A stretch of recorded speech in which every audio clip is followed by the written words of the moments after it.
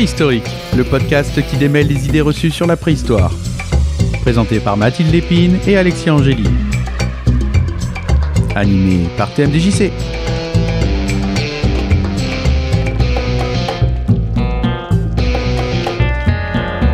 Bonjour à toutes, bonjour à tous, c'est TMDJC derrière le micro qui vous accueille dans Préhistorique, le meilleur podcast du monde qui parle de préhistoire. En tout cas, le meilleur que je connaisse. Si jamais vous avez d'autres podcasts à nous proposer sur la préhistoire, on est très curieux et curieuses. N'hésitez pas à nous le faire parvenir. Et quand je vous dis curieux et curieuse, c'est parce que évidemment je ne suis pas seul, parce que je suis avec la fine équipe de Préhistory Travel. Mathilde, bonjour. Bonjour. Comment vas-tu ? Ça va très bien et toi ? Ça va très très bien depuis le mois dernier, parce que j'ai cru que vous alliez me parler nourriture. J'ai entendu ça. On va se garder ça sur un petit coin de table parce que tu n'es pas venu seul. Tu es venu avec évidemment. La fantastique Lexi. Comment vas-tu ? Alexia, comment je t'appelle d'ailleurs aujourd'hui ? Allez, je ne sais plus. Mais comme vous voulez, je réponds Lexi, Alexia, pas de problème. Surtout quand il s'agit de préhistoire, je réponds à n'importe quel prénom pour en parler. Mais tu es fantastique. Alors, préhistoire et effectivement nourriture, parce qu'aujourd'hui, on a dit qu'on allait parler bouffe. Vous m'avez dit ça, mais dit on est parti là-dessus. On a esquissé quelques mots le mois dernier, mais on va parler de comportement de subsistance, et vous avez sous-titré la consommation de viande. Donc déjà, ça peut être un sujet un peu polémique aujourd'hui. On sait que politiquement, il s'est passé 2-3 bricoles sur le sujet. Je pense qu'on aura l'occasion d'y revenir. Mais la première question que j'ai envie de vous poser avant même de rentrer dans le vif du sujet, c'est pourquoi ce thème ? Pourquoi ce thème ? Tout simplement parce que effectivement, c'est une question qui revient souvent sur les réseaux sociaux, parce que on a tendance, la préhistoire est vue un peu des fois comme une espèce d'Ève, de pureté, et si les choses étaient faites d'une certaine manière à la préhistoire, c'est comme ça que l'on est censé fonctionner, nous humains. Il y a même eu d'ailleurs des livres qui ont été écrits, les régimes paléolithiques, les choses comme ça. Et il y a du coup plein de choses qui sont détournées sur des sujets de la préhistoire pour en faire une ode, par exemple, au fait de manger ou de ne pas manger d'ailleurs de la viande, parce que les deux parties, je dirais, prennent la préhistoire un petit peu en otage en disant si, regardez, avant de manger de la viande, on doit manger de la viande, ou à l'inverse, non, regardez, ils mangeaient des fruits, ils mangeaient des feuilles, il n'y a pas besoin de manger de la viande. Donc on s'est dit, il serait peut-être temps d'éclairer un petit peu les débats autour de ces questions. Je vais poser une question bête, mais je suppose que suivant le lieu géographique, en plus, le régime ne devait pas être totalement équivalent. Oui, tout à fait. Dire on mangeait de la viande à la préhistoire, ça ne veut pas dire grand-chose. De la même manière, on ne mangeait pas de viande à la préhistoire, ça ne veut pas dire grand-chose, parce que la préhistoire, c'est très long, en fonction de la date de début que l'on prend. Si on se situe avec les premiers hominines, on est entre 7 et 6 millions d'années, on va dire, jusqu'à moins 3400, moins 3700 ans.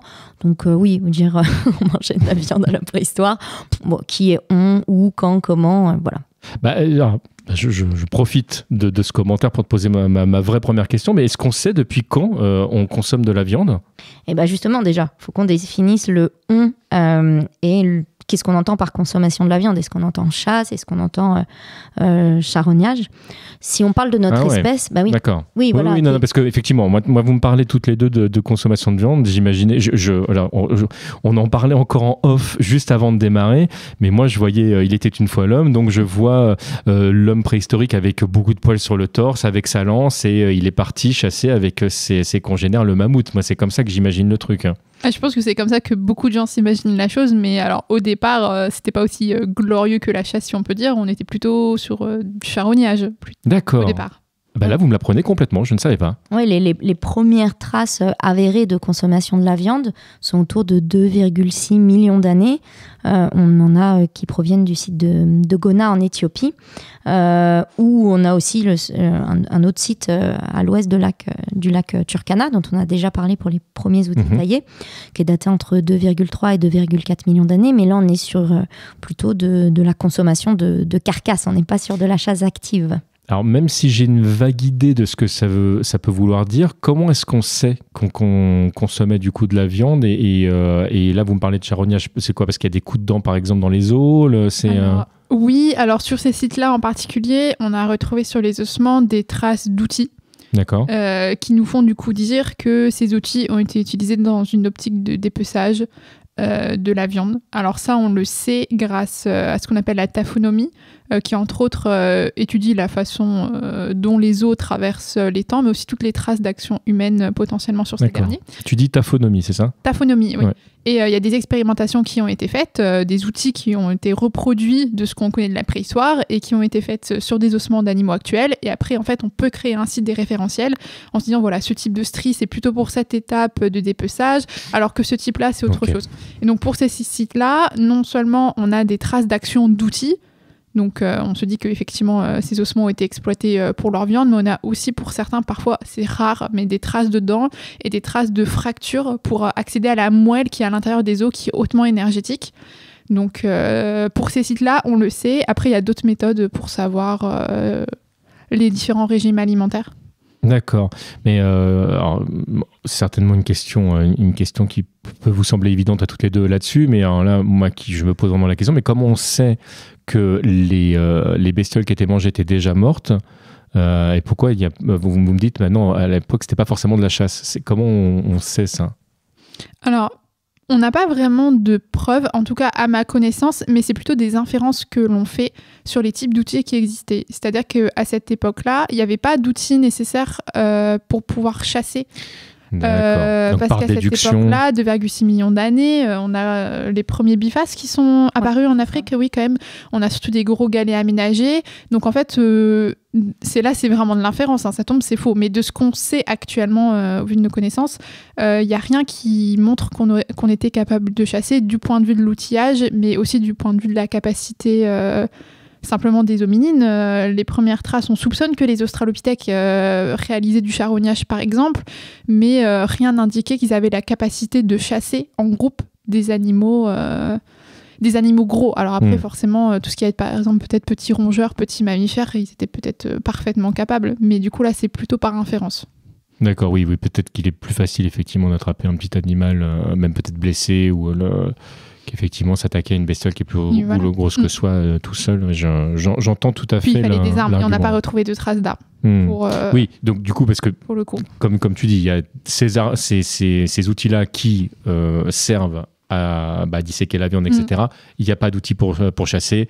Par déduction, il y a peu de chances qu'on... D'accord, ok, c'est beaucoup plus clair pour moi. Mais alors, qu'est-ce que la viande, du coup, a apporté dans notre développement? Est-ce que ça a joué sur le fait qu'il y a eu une expansion du cerveau? Pourquoi est-ce qu'on s'est mis éventuellement à manger de la viande? Alors justement, c'est l'angle que nous, on a souhaité choisir pour cet épisode. C'est, comme tu as dit, discuter de l'impact de la consommation de viande sur l'évolution du cerveau des hominines, mais on pourrait surtout retourner la question et se dire quelle modification des régimes alimentaires a été nécessaire pour entretenir un cerveau qui est aussi coûteux que le cerveau des hominines en termes d'énergie. Mais c'est vrai qu'on en a déjà parlé pendant cette émission, mais le cerveau humain est très très coûteux en énergie. Extrêmement énergivore. Oui, par exemple, notre cerveau, alors à la taille adulte, il représente que 2% du poids de notre corps, mais il est responsable à lui seul de la consommation énergétique de 20 à 23% de nos apports. Et ça, c'est pour l'adulte. Chez l'enfant, c'est encore pire.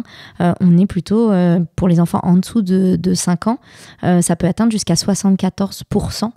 De la consommation énergétique, le cerveau. Donc, on a un cerveau qui est extrêmement coûteux sur un plan énergétique. Et voilà, c'est un peu la question qui de l'œuf ou de la poule en premier. Est-ce que d'abord, on a eu une expansion de ce cerveau très coûteux qui nous a permis de développer certaines techniques pour adapter et avoir une autre alimentation, ou est-ce qu'on a dû d'abord avoir une autre alimentation pour pouvoir avoir derrière un cerveau aussi énergivore? Pardon, vas-y, oui. Non, j'allais dire, en plus, non seulement il est énergivore, mais en plus, il est très demandeur il a certains besoins spécifiques, c'est-à-dire qu'il ne faut pas uniquement de l'énergie brute, des calories. Il lui faut aussi beaucoup d'oligo-éléments particuliers et certains nutriments particuliers pour pouvoir fonctionner normalement et pouvoir se développer normalement surtout. Et ça, c'est important à garder en tête quand on va reparler de certaines choses par la suite. D'accord. Alors, vous me parlez de l'expansion du cerveau et donc, est-ce qu'on est certain qu'il est qui permet le résultat des développements d'outils ou pas ?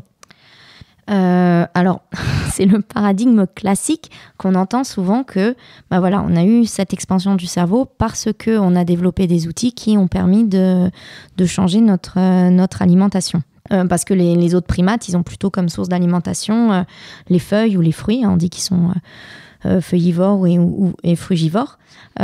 Mais néanmoins, on considère plutôt finalement que le cerveau a connu une expansion, d'abord pour avoir les capacités cognitives nécessaires à cette création d'outils.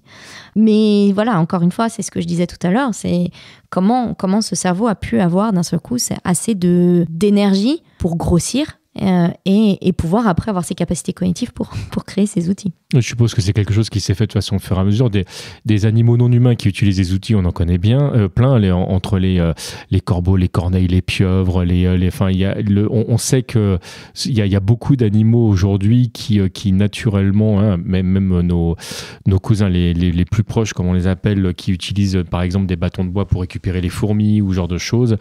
On sait que dans la nature, c'est quelque chose qui est très présent, mais entre le moment où on va utiliser un bâton qu'on va jeter après et le moment où on se dit ok, je vais tailler une pierre et elle va me servir plusieurs fois parce que très clairement je mets de l'énergie dans la pierre, ça doit être quelque chose de phénoménal comme évolution.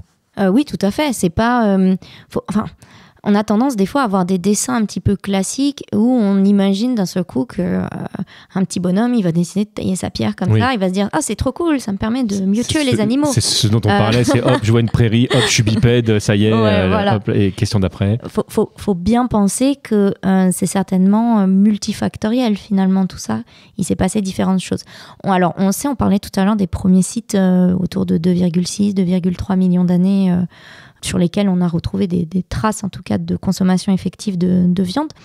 On sait aussi qu'à cette période, il y a eu un assèchement global, climatique, qui a peut-être aussi impliqué une modification des comportements de subsistance pour les hominines qui vivaient à ces périodes-là. Mais encore une fois, c'est pas d'un seul coup ça s'assèche, ils se disent « Oh tiens, de la viande, ça a l'air grave cool ». Enfin, ça s'est pas passé comme ça. Mais il faut penser que des fois, il y a des choses même qui ne dépendent pas du tout des hominines, qui sont vraiment au niveau de leur environnement. Il y a des changements d'environnement qui se passent sur plusieurs milliers d'années et qui peuvent aussi avoir un impact sur ce qu'ils vont se mettre à consommer. Quand tu parles d'assèchement, là on parlait on était vraiment sur l'eau, on était sur les plantes également, c'était global. Oui, c'est ça. C'est un assèchement global qui a poussé du coup les hominines très certainement à élargir leur alimentation qui était jusque-là quasiment végétarienne. Et attention, contrairement à la figure qu'on avait un petit peu dans les années 60, on imaginait qu'ils étaient passés à une alimentation très carnée, finalement plutôt omnivore. Voilà, ils ont continué, bien évidemment. D'accord, dès le début, en fait. Il y a une grande diversité des comportements de subsistance. Déjà parce qu'en soi, se nourrir que de viande pour un hominine, c'est pas très intéressant d'un point de vue énergétique seul, enfin surtout pour le cerveau, puisque en fait, la viande contient beaucoup de protéines et beaucoup d'acides aminés, mais notre cerveau, lui, n'en a que faire des acides aminés. Lui, ce qu'il lui faut surtout, ce sont des lipides, des glucides, certains oligo-éléments qui ne sont pas contenus dans la viande. Donc, d'un point de vue rien que de l'expansion au niveau du cerveau, consommer que de la viande, ça ne suffit pas à remplir nos besoins. Et notamment, ça ne nous suffit pas à acquérir une couche de gras, en tout cas une réserve de graisse qui est suffisante pour alimenter notre cerveau. En tout cas, l'alimenter suffisamment sur le long terme pour qu'il y ait une évolution vers une expansion du cerveau. Donc déjà, rien que de ce point de vue-là, non, c'est impossible que les hominines avaient consommé que de la viande comme l'image qu'on en avait, dont a parlé Alexia, d'un régime ultra carnivore, parce que si c'était le cas, on serait probablement pas là aujourd'hui. En tout cas, sous cette forme. A priori, la chasse est certainement plus consommatrice d'énergie que d'aller juste récupérer des... extrêmement énergie. Et c'est très peu fiable. Ça, il y a plein d'études sur des populations actuelles qui montrent qu'en fait, ce qui est le plus fiable, c'est la cueillette. alors que la chasse, il y a toujours une part, non seulement c'est dangereux, mais il y a toujours une part d'incertitude. Est-ce qu'on va réussir à repérer un animal? Est-ce qu'on va réussir à le chasser? Tout ça, donc en fait, au final, la cueillette, c'est plus fiable que la chasse. Oui, c'est parfaitement logique. Là, la question que j'ai envie... Mais je crois que vous avez plus ou moins quand même répondu, mais à partir de quelles données on étudie le régime alimentaire des espèces fossiles? Parce que là, vous me parliez tout à l'heure des ossements, vous m'avez parlé des traces qui étaient dessus. Je suppose que ça, c'est l'indice numéro 1. Oui, alors effectivement, les traces sur les ossements, les types d'ossements aussi, puisqu'on peut identifier les animaux. Donc, on peut savoir quel type d'animaux y consommer. Aussi, tout ce qui est paléo-environnement, puisqu'on sait que les animaux sont inféodés à certains types d'environnement. Les espèces végétales aussi, c'est pareil. Donc, en fonction de où on retrouvait les fossiles, dans quel type d'environnement, on peut imaginer globalement quel type d'espèces végétales et animales il y avait et donc ce qu'ils pouvaient consommer. Et on a également tout ce qui est archéobotanique. Donc après, c'est très très rare. Là, je parle plutôt pour des périodes plus récentes parce que les matières organiques ne se conservent pas dans le temps. Elles se dégradent très vite. Mais dans certains cas exceptionnels, dans des cas de préservation exceptionnelle, parfois on retrouve des matières organiques qui nous permettent de dire y consommer par exemple tel végétal, tel fruit, etc. Après, sinon, pour les ossements, ce qui est beaucoup utilisé, ce sont les isotopes. D'accord. Tu peux nous refaire ce petit laïus pour les gens justement qui auraient oublié la définition? Alors, par exemple, tous les êtres humains sont composés de carbone, d'atomes de carbone. De carbone 12, donc c'est-à-dire qu'il a 12 protons, 12 électrons. Et il y a différents types de carbone. Par exemple, vous allez avoir du carbone 13. Il a 12 protons, mais il a un neutron en plus. On s'en fiche des détails, mais juste... Il y a aussi le carbone 14 qu'on connaît peut-être plus parce qu'il est radioactif et qu'on s'en sert pour dater. Et en fait, les isotopes, c'est ça. Les carbones 12, 13 et 14 sont tous des isotopes du carbone. C'est-à-dire qu'ils sont tous identifiables comme étant du carbone. Ils ont le même nombre de protons, mais ils n'ont pas même le même nombre de neutrons. En fait, les isotopes, quand on calcule des ratios, pour essayer de le faire simplement, par exemple, si je prends TSO, TMDJC, et que je mesure par exemple la quantité d'atomes d'azote qu'il y a dedans, d'isotope 15 pour l'azote, je peux savoir si tu as un régime particulièrement carné ou pas. Puisque les carnivores ont un taux d'isotope d'azote 15 qui est beaucoup plus élevé que les herbivores. D'accord. Pour donner un exemple, par exemple, et donc avec les isotopes, en fait, en fonction de où les os se placent sur le graphe, en fonction de la quantité, généralement c'est carbone 13 qu'on mesure en fonction de l'azote 15. En fonction de ces ratios-là, en fait, on sait à peu près si c'était plutôt un régime herbivore, plutôt omnivore, si c'était plutôt carnivore, si c'était plutôt du poisson d'eau douce ou du poisson d'eau marine aussi. On arrive maintenant aujourd'hui avec les référentiels à avoir ce degré de raffinement dans les analyses. D'accord. Et alors, tu parlais des poissons, c'est parce que quoi, il y a plus de sel, donc forcément l'iode, tout ça va jouer sur le comportement du carbone ou Alors, c'est surtout au niveau du taux d'absorption de carbone, puisque chaque être vivant absorbe un certain type de carbone, donc nous aussi. Donc, on ne retrouve pas le même en fonction de si c'est dans l'océan ou si c'est dans l'eau douce, mais aussi c'est une histoire de chaîne alimentaire. En fait, les carnivores, comme ils vont manger des herbivores, ils enrichissent artificiellement leur taux d'azote puisque les organismes sont aussi composés d'azote et en fait c'est comme ça au niveau de la chaîne trophique aussi qu'on arrive à savoir où on se place. Donc en fait suivant qui tu manges dans la chaîne alimentaire tu obtiens aussi tout ce qu'il a mangé avant en fait. D'accord. Ah oui, ça, du coup c'est ultra riche, mais comment on en est arrivé, je pose une question qui est un peu en marge, mais comment on en est arrivé à découvrir tout ça? Parce que l'étude du carbone, on l'étudie depuis maintenant un long moment. On parlait du carbone 14, qui est celui certainement qui est ancré pour beaucoup de personnes, parce que c'est ce qui permet entre autres de pouvoir dater, en tout cas c'est une technique qui est beaucoup utilisée en préhistoire pour pouvoir dater les choses, et tu le disais d'ailleurs tout à l'heure que tout ce qui se détruit rapidement est difficile à être quantifié, mais ça c'est des choses qu'on sait depuis longtemps. Alors les analyses isotopes, je dirais que c'est connu depuis assez longtemps, en tout cas à mon échelle. J'ai toujours connu ça, que c'était faisable, donc je pense que ça s'est vraiment développé aux alentours des années 2000. Ça a déjà commencé à se développer avant, mais après ce qui était long surtout c'était la mise en place de référentiels, puisqu'il faut des référentiels de comparaison, donc il y a des analyses qui ont été faites sur des carnivores actuels par exemple. Ça je suppose que l'informatique a beaucoup aidé.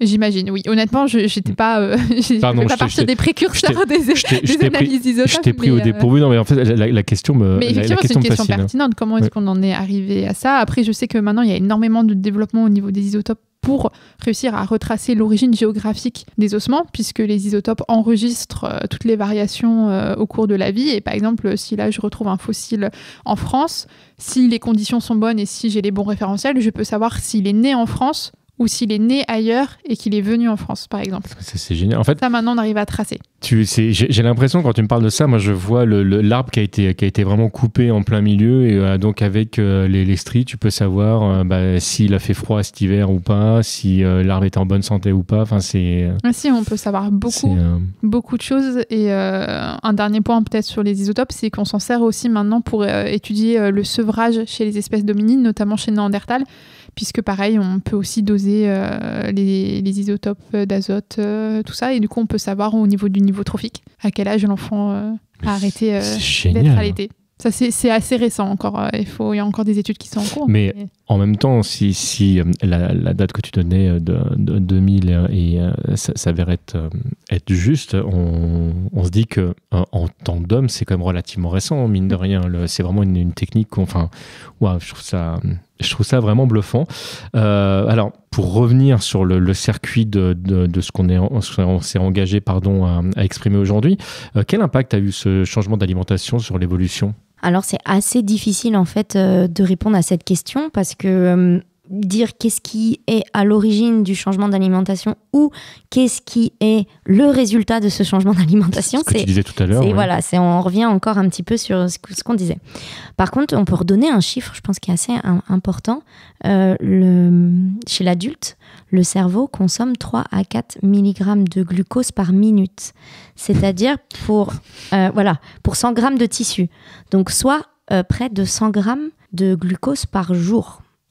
Donc, quand vous avez un cerveau qui consomme autant, on se doute que l'alimentation doit, à minima, pouvoir subvenir à ces besoins-là. Alors, il y a eu des théories pour expliquer où le cerveau a trouvé cette énergie nécessaire, en fait. Comment c'est possible qu'un cerveau consomme autant sans que les autres organes en soient impactés. Je pense notamment à la théorie dans les années 90, je crois que c'est 1995, il y a eu la théorie notamment des tissus coûteux, en fait, où ils essayaient d'expliquer justement comment le cerveau a trouvé toute cette énergie pour pouvoir se nourrir, si je peux dire. Oui, je précise du coup à nos auditeurs et auditrices qui n'ont pas encore fait le lien. Ça veut dire que si jamais effectivement le cerveau consomme tout ça, après ce qui reste pour la croissance, pour les os, pour la peau, pour les cheveux, pour écouter, pour voir, pour sentir, tout ça, c'est effectivement forcément impacté si on n'a pas de quoi faire. Et d'ailleurs, toutes les personnes qui sont en malnutrition vivent des choses absolument terribles. Et Là, avec ce que tu exprimes, ça veut dire que forcément, il faut trouver la nourriture qui permette de pouvoir alimenter le cerveau. Oui, c'est ça. Cette théorie du tissu coûteux, en fait, eux, ils étaient partis un petit peu, alors pas à l'inverse, ils s'étaient pas dit il faut une meilleure alimentation pour ce cerveau. Ils étaient juste partis du principe que peut-être il y avait eu un changement biologique qui avait fait qu'il y avait plus d'énergie qui pouvait être donné au cerveau pour qu'il grossisse. Et ils avaient regardé un petit peu je vous fais la version courte, les différents organes, et ils s'étaient dit, quel organe peut toujours avoir la même fonction sans être mis en péril en ayant moins d'énergie. Et ils s'étaient dit, tiens, bingo, le tube digestif, il peut, à partir du moment où on a une alimentation de meilleure qualité, entre guillemets, qui est plus nutritive, il pourrait très bien être raccourci, sans pour autant que c'est un impact sur le tube digestif en lui-même. Et au lieu que l'énergie soit mise sur l'utilisation de ce tube digestif par le corps, c'est redonné au cerveau. Donc c'était la première vraie théorie, en fait. C'était comme ça qu'ils avaient pensé le truc à l'époque. Donc l'idée, si j'ai bien suivi, c'est on fait un tube digestif qui est plus court, on digère finalement plus vite parce que l'alimentation est de meilleure qualité. Et donc, toute l'énergie qui est économisée pour la digestion, finalement, est envoyée au cerveau. Oui, c'était ça. Parce qu'en fait, il faut savoir que chez les primates non humains, le tube digestif est beaucoup plus long. Parce que comme ils ont, comme l'a dit Alexia, ils consomment beaucoup de feuilles qui sont difficiles à digérer. Donc, en fait, il faut que ça reste assez longtemps dans l'estomac et dans les intestins pour que ça ait le temps d'être digéré. Ce qui, du coup, si on commence à consommer plus de viande, pour nous, n'est plus le cas. Puisqu'effectivement, comme tu l'as rappelé, on digère plus facilement.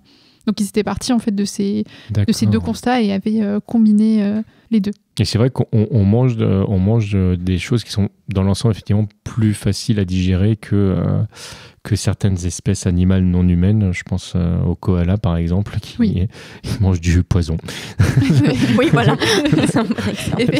Effectivement, oui. À partir du moment où il y a moins de fibres, de feuilles, tout ça, effectivement, c'est plus facile.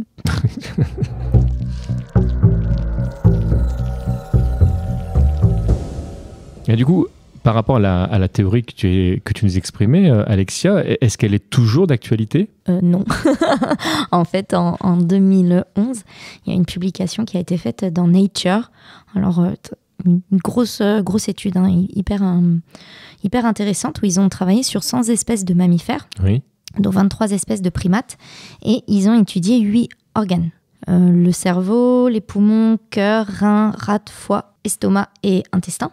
Mais et le tissu adipeux. Chez Homo sapiens ou Oui, chez toutes ces espèces, en fait, ils ont recherché s'il y avait une corrélation entre le cerveau et les autres organes, en regardant notamment les ratios. Et contrairement à la prédiction des tissus coûteux, ils n'ont pas trouvé de corrélation négative entre la masse du cerveau et celle du tube digestif, que ce soit d'ailleurs chez les mammifères en général ou chez les primates, parce qu'il y aurait pu très bien avoir une différence entre les primates et les mammifères, mais là, absolument pas. Donc, en fait, ils se sont rendus compte qu'il n'y a pas du tout de lien entre la taille du cerveau et la taille du tube digestif. D'accord. Donc, ça remettait un petit peu les compteurs à zéro, parce que c'est tout, entre guillemets, tout, parce que ça disait quand même beaucoup de choses, cette étude, mais c'est tout ce que disait cette étude, c'est, non, en fait, il n'y a pas de lien entre les deux. Oui, l'argument qui était utilisé pour asseoir la théorie finalement ne fonctionnait plus. Non, ne fonctionne pas. Et il y a d'autres paradigmes qui ont pris le relais. Maintenant, il y a le paradigme du rivage qui est apparu il y a quelques années et en fait qui dit simplement que où est-ce que les hominines pouvaient trouver une nourriture qui à la fois était énergétique et à la fois apportait les nutriments nécessaires. Donc les oligo-éléments et certains nutriments comme le fer, le zinc, etc. qui sont indispensables notamment pour le développement du cerveau. Et le paradigme du rivage dit qu'on trouve ça près des rivages. Pour le coup, ils n'ont pas été chercher le nom très loin.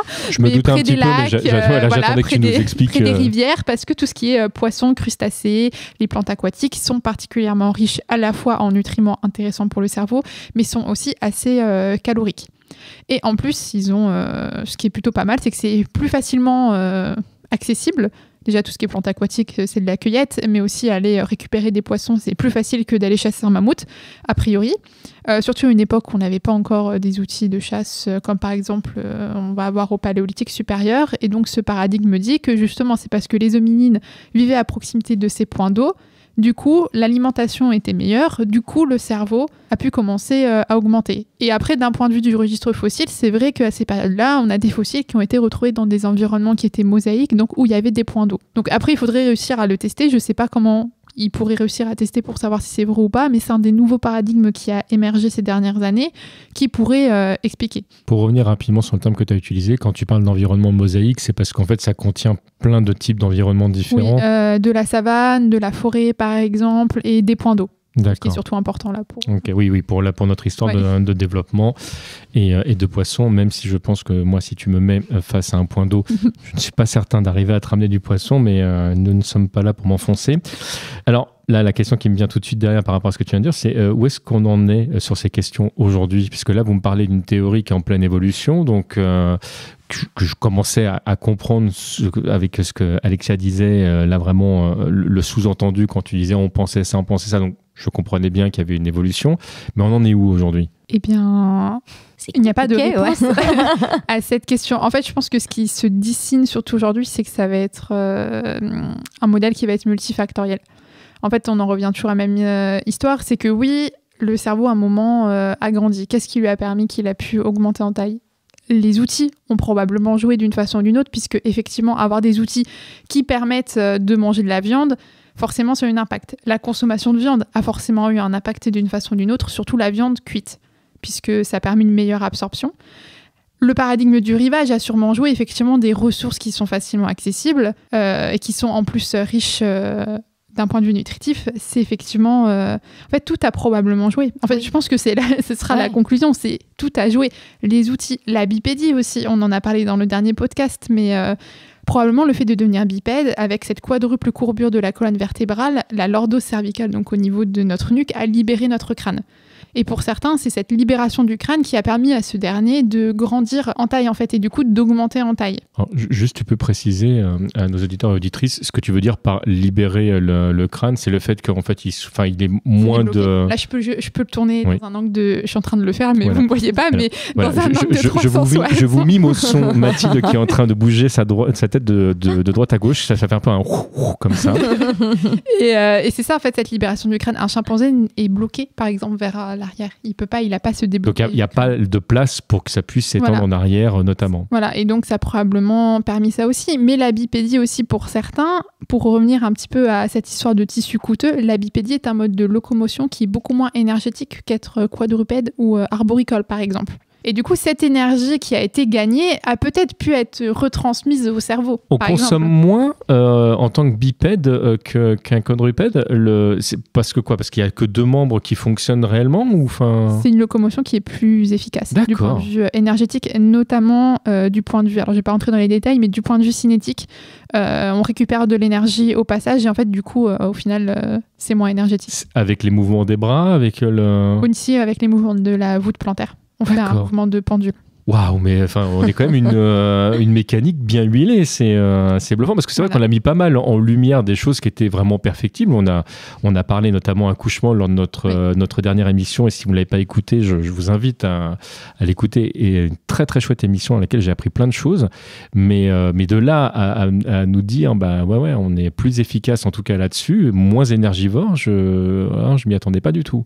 Puis après on peut même se dire au fur et à mesure qu'on s'est amélioré dans notre bipédie entre guillemets, au fur et à mesure de l'évolution, du coup, on est devenu de moins en moins énergivore. Et en parallèle, on a eu l'encéphalisation.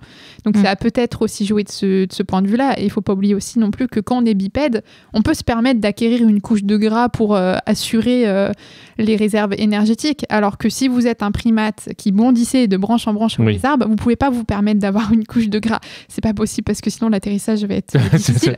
Donc, pour certains chercheurs, ça a joué. Ça aussi, on a pu acquérir cette couche de graisse, notamment pour les nouveau-nés, les fœtus qui en ont besoin pour le développement du cerveau, comme on l'a vu, qui est particulièrement intense, 74% d'énergie rien que pour le cerveau pour les enfants de moins de 5 ans, c'est énorme. C'est énorme, mais en même temps, le cerveau est en train de se développer parce qu'il n'a que 1/4 de sa taille adulte quand il naît. Et la bipédie a aussi un autre avantage, c'est la libération des mains. L'oublions pas. Enfin, c'est assez basique, mais c'est pareil. C'est une évidence, mais c'est super important que tu le rappelles, effectivement, parce que quand les mains sont pas occupées à être au sol pour se déplacer, elles servent à plein d'autres choses. Donc, à faire des outils, par exemple, pour pouvoir consommer de la viande. Enfin, voilà, au final, en fait, c'est quand vous dites c'est multifactoriel, quand vous le dites comme ça, c'est une évidence. J'ai envie de vous poser la question, mais ça, je sais pas si on a une information fiable, mais on sait à peu près à partir de quand on a commencé à consommer de la viande cuite. Alors, ça paraît assez logique que ça soit à peu près quand on a commencé à maîtriser le feu. Alors, ça ne veut pas dire qu'avant, on ne pouvait pas voir un feu naturel et se dire « Tiens, je vais tester de cuire ma viande ». Mais voilà, on sait que c'est autour de, actuellement, avec les données actuelles, autour de moins 400 000 que nous avons les premières traces de foyers, en tout cas, où on sait que les hominines ont entretenu eux-mêmes ces foyers. Donc, on peut imaginer que la cuisson de la viande, on est à peu près dans ces eaux-là, plus 50 000, moins 50 000 ans. Enfin, c'est toujours des approximations que l'on donne. Mais une chose est sûre, c'est que quand on a commencé à cuire la viande, il y avait déjà eu un phénomène d'encéphalisation, alors pas aussi important que celui qu'on a connu avec des espèces postérieures encore. Je pense à Homo neanderthalensis, bien sûr, notre espèce Homo sapiens, mais il est évident que ce processus avait déjà commencé avant, et on en parlait dans le dernier podcast d'ailleurs, quand on disait que avec le groupe vernaculaire des australopithèques, il y avait déjà potentiellement cette problématique d'encéphalisation et de mise au monde avec un bassin rétréci. Bon voilà, on est sur plusieurs millions d'années, on n'est pas sur 400 000 ans sur les australopithèques, donc voilà, c'est à prendre avec des pincettes. C'est pas fait du jour au lendemain. Non. Non, puis il y a probablement des mécanismes de rétroaction multifactoriels, quelque chose en a entraîné une autre, et du coup quelque chose a répondu et ça a permis quelque chose. Enfin, en fait, c'est un cercle sans fin. En fait, c'est très difficile. Du coup, en fait, c'est impossible d'identifier une cause. Et je sais que souvent on dit voilà, c'est frustrant, outils, mais voilà, mais oui, parce qu'on va absolument en trouver. Du coup, oui, c'est grâce aux outils, tout ça, mais en fait, non, c'est impossible de dire c'est ça qui a permis l'évolution du cerveau tel qu'on le connaît aujourd'hui. Puis je rappelle évidemment là encore une fois à nos auditeurs et auditrices que ça s'est pas forcément fait sur toute la planète d'un coup, et qu'il y a eu plein de nids comme ça d'évolution un peu partout. Ça a été fait de manière un peu anarchique. Donc voilà, c'est pas un élément tout d'un coup on se met à manger de la viande cuite et ça y est, partout dans le monde il y a de la viande cuite partout. Puis je suppose, enfin je dis ça, mais ça se trouve en plus à certains moments il y avait de la viande cuite et puis peut-être ils sont remis à manger de la viande crue. En fait, on n'en sait rien du tout. Oui, on n'en sait rien. Et il n'y a aucune raison qu'ils se soient restreints en fait. Comme on en parlait tout à l'heure, il n'y a aucune raison que parce qu'ils ont goûté de la viande un jour, ils se soient mis à consommer uniquement de la viande. Il n'y a absolument aucune raison, que ce soit du point de vue du goût ou de l'énergie. Et surtout, parfois on a l'idée que comme ils ont goûté la viande, ils ont vu que c'était mieux et du coup ils se sont mis à consommer de la viande. Parfois on a ça qui est dit, mais c'est impossible pour un hominide de savoir qu'effectivement s'il va consommer que de la viande, peut-être qu'il va avoir un plus gros cerveau après. C'est ça en fait, il ne faut pas mettre d'intention derrière tout ce qui se passe dans l'évolution ou quoi. C'est impossible. Mais est-ce que là, finalement, on parle aussi idéologie, dans le sens où là, aujourd'hui, comme il y a entre les carnistes et les véganes parfois une guerre sans vraiment de communication possible, est-ce que c'est quoi? On s'approprie la préhistoire en voulant absolument donner un angle en disant si, il faut manger de la viande, au contraire, non, on n'en a pas besoin. On est un petit peu dans ce domaine-là. Ah oui, carrément. Là, la préhistoire, nous, si on regarde aujourd'hui, tout ce qu'on peut dire, c'est oui, il y a des moments ils ont mangé de la viande et puis il y a d'autres moments ils n'ont pas mangé de viande. Et il n'y avait pas d'intention derrière, il n'y a pas d'idéologie, il n'y a rien en fait. Et donc, si un carniste veut prouver qu'il mangeait de la viande, il trouvera des études dans lesquelles ils mangeront de la viande. Et si à l'inverse, un végan veut prouver que non, on a déjà trouvé des populations chez qui l'isotope d'azote 15 dont parlait Mathilde tout à l'heure était beaucoup plus bas parce que justement eux ne devaient pas consommer de viande, on en trouvera aussi. C'est ça aussi le message qu'on voulait peut-être faire passer aujourd'hui, c'est que faut pas penser qu'à la préhistoire il y avait une seule manière de vivre. Même aujourd'hui, dans notre monde, il y a plein de manières différentes de vivre. On les occulte souvent parce que ceux qui sont un petit peu plus en retrait, certaines cultures qui sont un peu plus en retrait, plus cachées, on les voit pas, mais ça veut pas dire qu'elles n'existent pas. Et pourquoi à la préhistoire, on imagine que tout le monde vivait de la même manière, consommait de la même manière, etc. Alors oui, aujourd'hui, dans les faits sociaux, il y a des tabous, il y a des interdits qui peuvent être mis par les cultures, par les croyances, etc., qui vont avoir bien sûr une incidence sur les régimes alimentaires, ça c'est évident. Et peut-être que les hominines, eux aussi, avaient un type de croyance, de culture, etc., mais ça on ne pourra jamais aller le vérifier. Ce qu'on sait, c'est que, comme le disait Mathilde, il n'y a aucune raison pour que eux décident de se restreindre par eux-mêmes, quoi. Il n'y a pas de loi derrière ça. Ouais, c'était déjà très opportuniste, en fait, à cette époque-là, où c'était quand même en mode plutôt survie, donc vous consommiez ce que vous trouviez. Quand même. On parle de plusieurs millions d'années. Donc après, tu fais bien de le rappeler. On n'est effectivement pas... on n'est pas Tendre Hubert devant la télévision que quelqu'un vienne nous déposer... si vous je parlais du prénom, bien sûr, pas de la marque. Si vous aviez des végétaux, vous mangez des végétaux, puis si jamais vous trouviez de la viande et que vous aviez repéré un moment que c'était consommable pour vous, vous alliez manger de la viande. Il n'y avait pas forcément ça n'allait pas forcément plus loin que ça. Et je pense que c'est ce que disait Alexia, faut pas essayer de chercher dans la préhistoire des justifications du type on faisait comme ça la préhistoire, donc ça a toujours été comme ça, donc on doit faire comme ça aujourd'hui. Et c'était partout dans le monde. Voilà, non, il faut laisser la préhistoire en dehors de ces débats. À chaque fois que je vous écoute parler, ça me ramène du coup dans ce temps que je n'ai connu que très peu, parce que je suis arrivé assez tard dans la préhistoire. Moi, je ne suis pas si vieux que ça. Mais sans humour aucun, je me disais à l'époque, il fallait apprendre les plantes qui étaient consommables ou pas. Je suppose qu'il y a eu énormément de morts finalement à manger n'importe quoi. Quels sont les animaux qui sont chassables ou pas. Enfin, ça a dû être vraiment un apprentissage. Et puisque l'écrit n'existait pas encore, c'était comment se passe l'information et par quel langage. Il fallait déjà comprendre qu'on pouvait consommer de la viande sur les carcasses. C'est pour ça qu'on pense qu'il y a d'abord eu le charognage avant la chasse. Parce que priori, chasser un animal, ça sous-entend que vous savez qu'il y a quand même une optique de survie derrière, alors qu'on pense plutôt que c'est d'abord le charognage, et après ils se sont dit... Ils ont d'abord testé peut-être par mimétisme des carnivores. Voilà, des carnivores ou des charognards en se disant, tiens, oui, d'accord. Je veux dire, comme d'autres animaux non humains qui étaient en train de... Oui. Ah oui, d'accord. Oui, parce que là, ça nous paraît tomber sous le sens de... Oui, on peut manger de la viande, mais... Mais c'était pas évident pour des primates qui commençaient seulement le processus d'hominisation de se dire que consommer de la viande, a priori, c'était possible. Et puis du coup, c'était pas conscientisé, donc... Bah non, c'est ça en fait. Faut éviter d'essayer de conscientiser ce qu'ils pouvaient faire à l'époque et leur choix, comme nous maintenant on conscientise. C'était pas du tout la même chose.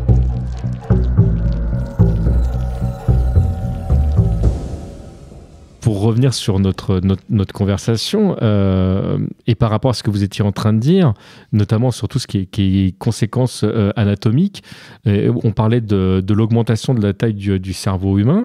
Est-ce que ça... par rapport à ce qu'on exprimait, il y a vraiment une incidence énorme, la consommation de viande, sur la manière dont le cerveau a évolué ? Alors, la manière dont le cerveau, lui, a évolué, encore une fois, on ne sait pas, parce qu'on ne sait pas si c'est la consommation de viande, et on pense même plutôt, comme le disait Mathilde tout à l'heure, que c'était pas obligatoirement la viande qui apportait le plus de choses nécessaires à notre cerveau. Par contre, pour sortir un petit peu du cadre du cerveau, il y a une étude qui a été réalisée où on a comparé en fait des intestins de grands singes non humains et d'humains. Et on s'est rendu compte que chez l'humain, le plus gros volume intestinal se situe au niveau de l'intestin grêle, qui représente plus de 56% du coup de l'intestin, avec seulement 17 à 23% qui est dévolu au côlon. Alors que chez les autres grands singes, le plus grand volume de l'intestin, lui, se situe au niveau du côlon, on est au-dessus de 45%. Donc, ces caractéristiques sont à mi-chemin, en fait, d'Homo sapiens, entre les carnivores et les primates. Donc ça voudrait bien dire qu'on n'est ni fait pour manger spécifiquement de la viande, ni fait pour manger spécifiquement des feuilles ou des fruits. Parce qu'en effet, les primates, eux, ont besoin d'un gros côlon, d'un côlon avec une taille conséquente pour supporter les masses d'aliments qui sont non digestibles, dont parlait Mathilde tout à l'heure. Et voilà, il leur faut un gros côlon pour pouvoir processer. Oui, c'est le temps en fait, que les aliments passent dans le côlon pour être digérés. Voilà, et ces modifications, de l'appareil digestif, elles ne sont pas proposées comme des conséquences de l'augmentation progressive de la taille corporelle dans l'évolution de notre espèce, mais de celle de notre cerveau en fait. Parce que si on prend le gorille qui est bien plus grand que nous, et qui a sa morphologie digestive du coup qui elle est spécialisée dans le traitement d'aliments dits de basse qualité, on voit bien qu'on n'est pas du tout sur les mêmes proportions, que ce soit ni au niveau de l'intestin ni au niveau du cerveau. Oui. Donc ça c'est une conséquence du changement de régime alimentaire en fait. D'accord. C'est pas directement lié au cerveau, mais par contre les régimes alimentaires, on ne sait pas exactement l'impact qu'ils ont eu sur le cerveau, mais par contre on sait qu'ils ont eu un impact sur notre appareil digestif qui s'est modifié du coup et qui est maintenant à cheval effectivement entre carnivores et herbivores, parce que les hominines consommaient de tout et c'était omnivore. Ouais. Donc en conclusion, le cerveau, on ne sait toujours pas si le changement d'alimentation a eu l'impact sur le cerveau ou le cerveau a eu un impact sur le fait qu'on a pu développer des outils et du coup changer notre alimentation. Je le fais très schématique. Mais par contre, on sait que ce changement d'alimentation a eu, lui, un impact sur notre système digestif. Après, il a quand même eu priori un impact sur l'évolution du cerveau, mais après dans quel sens je pense que la question de l'œuf et la poule, pour l'instant on n'est pas capable d'y répondre, mais en tout cas il faut se retirer de la tête l'image de l'homme préhistorique ultra carnivore, ça c'est faux par contre. Oui, ça on en est sûr. Ça, une autre conclusion de cet épisode. Voilà.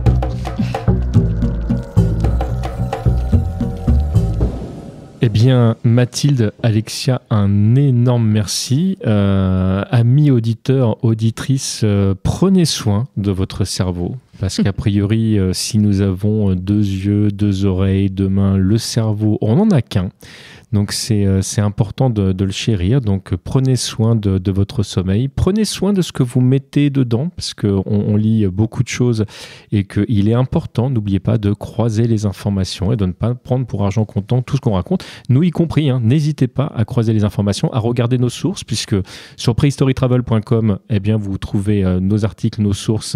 Donc il ne faut pas hésiter à y jeter un œil pour vous faire évidemment votre propre avis. Et nous, on est très très contents de pouvoir vous partager nos connaissances et nos avis également. Si jamais vous avez envie de nous écrire, parce qu'on ne le rappelle pas souvent, mais il y a une adresse mail qui existe, à savoir silex@prehistorytravel.com, et on lit tous les messages et on répond à tous les messages. Et même si c'est un message qui est dédié pour le podcast, on y répondra évidemment pendant l'émission. On sera heureux de pouvoir vous lire. Et si vous avez envie de contribuer à notre évolution, n'hésitez pas à nous mettre des petites étoiles sur les applications Apple Podcast, Podcast Addict, même Google Podcast. On est partout. Vous allez nous retrouver sur Spotify, sur Deezer. On est vraiment partout. Donc n'hésitez pas à nous mettre des jolis messages. Ça nous fait d'abord extrêmement plaisir, mais ça nous aide à nous faire connaître. Et ça, c'est chouette. Mathilde, Alexia, on parle de quoi la prochaine fois? Si vous devez nous teaser un petit peu, est-ce qu'on a une idée assez précise ou pas? Je les vois avec des yeux de genre, non, ça va être une surprise. Donc je sens qu'on est... Ce sera une surprise. Ça sera une D'accord. surprise. Je sens que vous nous préparez quelque chose, très bien.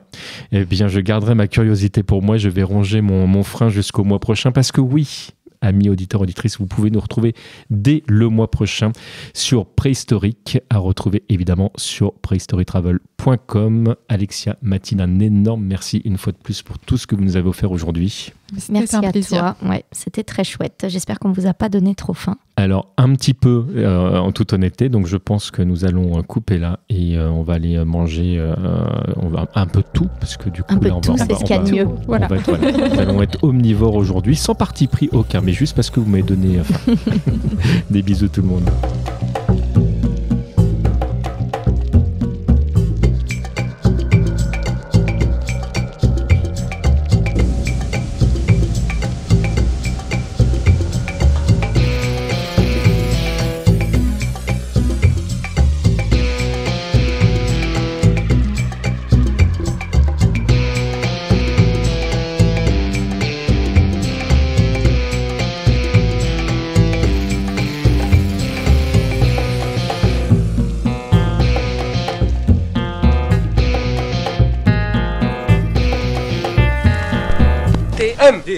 Creations.